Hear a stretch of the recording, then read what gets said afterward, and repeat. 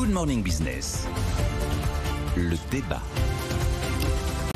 Et on commence par Jean-Marc Daniel ce matin. Jean-Marc, on rappelle ce chiffre, le déficit extérieur qui s'est dégradé à 7,5 milliards d'euros en octobre. Bercy prévoit 86 milliards pour 2021. Oui, la situation de nos comptes extérieurs est particulièrement préoccupante. Et ce qui m'inquiète, c'est le fait que non seulement on voit se creuser avec une forme d'insouciance de la part de nos dirigeants ce déficit extérieur, mais en plus, quand on porte un diagnostic sur les raisons de ce déficit, ce diagnostic est en général assez faux. Et surtout, il tend à accréditer l'idée qu'il faudrait faire un peu de protectionnisme, que ce serait pas mal. Et donc récemment, le commissariat au plan, sous l'autorité de François Bayrou, qui avait disparu, mais là qui est réapparu pour tenir un discours protectionniste digne des pires moments du 19e siècle, nous a expliqué qu'il fallait se remettre à relocaliser, à reproduire... 900 produits. 900 produits. Alors, quand on regarde l'étude du commissariat au plan, ce qui est intéressant, c'est qu'effectivement, dans les produits que l'on importe beaucoup, vous avez du pétrole, et ça, je vois mal comment on pourrait en produire. Du café, je vois mal comment on pourrait augmenter considérablement notre production de café. Alors effectivement, il y a de l'automobile, des smartphones.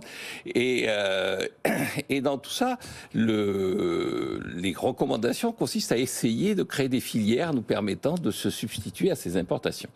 Ce qui me frappe, c'est que ce discours, qui est assez courant dans la classe politique, est un discours sur lequel les économistes, normalement, mènent un combat qui est un combat régulier. Ça fait 2 siècles que les économistes explique que le protectionnisme, ça fait perdre du pouvoir d'achat, ça ralentit la croissance, ça conduit à des allocations de ressources inefficaces.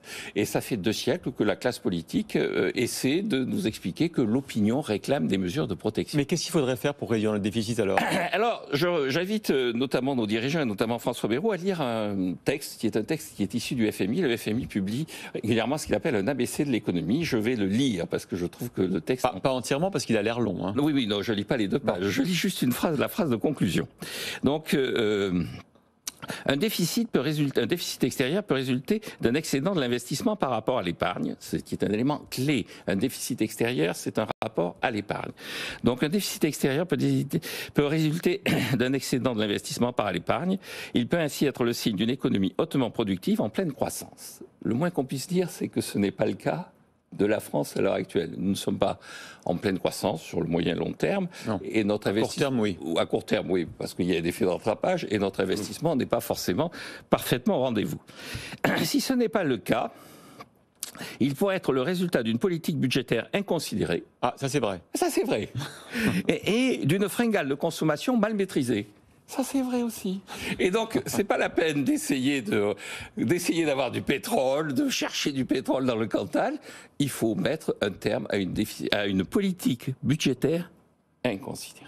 Voilà la seule recommandation que je pourrais faire au gouvernement. Nicolas. Alors, je suis d'accord avec tout ce que dit Jean-Marc Daniel, sauf un point. Il n'y a aucun problème. La dérive des comptes publics est une partie de l'explication. Ça fait, je sais pas, peut-être 100 fois qu'on dit qu'on devrait produire plus et probablement consommer moins. Mais moi, derrière ces histoires de relocalisation, de réindustrialisation, qui nourrissent des illusions, qui nourrissent évidemment une partie de fantasmes, je ne mets pas le mot protectionnisme. Oui, on ne va pas créer une filière pétrolière sur le sol français. On ne va pas non plus avoir des bananiers partout, ni effectivement une production de café. Mais le CAE, qui à mon avis n'est pas protectionniste, avait audité 9000 produits. Et ils étaient arrivés à la conclusion qu'il y en avait 120 pour lesquels ça avait du sens d'imaginer qu'on remette en place une production sur le sol français. Et contrairement à Jean-Marc, je ne pense pas que la désindustrialisation et le recul de l'industrie dans la valeur ajoutée et dans le PIB, ce soit un non-événement qu'on puisse balayer du revers de la main. Je pense que l'industrie, c'est le déclin de l'industrie en France, c'est quand même un marqueur de notre manque de compétitivité. C'est un marqueur du recul de l'économie française et que l'industrie, c'est quand même là où on va trouver de la valeur ajoutée. 80% de la R&D est issue généralement de l'industrie. C'est là où on a des bons salaires. Donc c'est là où on a généralement une amélioration des équilibres sociaux. L'industrie aussi a un effet d'entraînement des économies locales dans les territoires, alors que les services pullulent dans les grandes agglomérations.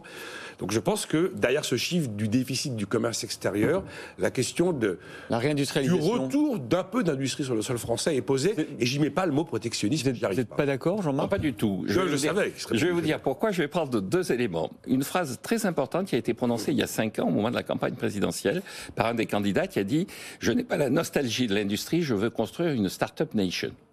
Ce candidat, c'était Emmanuel Macron. Je pense qu'il avait raison. La seule chose qu'on peut lui L'un reprocher, n'empêche pas l'autre. c'est qu'il n'a pas construit la Startup Nation. Ah si, on l'a quand même progressé. Oui, La enfin, French Tech. Oui, la French Tech, bon, enfin, c'est pas. Et en revanche, il nous tient maintenant des discours sur le thème il faut relocaliser, il faut faire une politique industrielle et tout ça. Et le deuxième chose, c'est que quand vous regardez les pays que l'on met en avant pour leur taux de croissance, et que ce soit Israël ou Singapour, alors vous me direz c'est des petites économies, mais c'est des économies où il y a de la recherche et du développement à très haut niveau et où il n'y a plus d'industrie.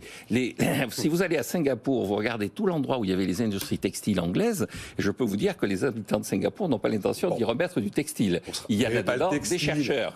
Pas le textile et les chaussettes. Non, mais il y a des choses passionnantes dans le rapport du Haut Commissariat au Plan. Enfin, on a une super filière bois. On exporte notre bois et on le paye rapporte, plus cher des produits finis. On exporte nos pommes de terre et on apporte des chips qu'on paye plus cher. Donc Allez, comme c'est passionnant ce sujet de la réindustrialisation,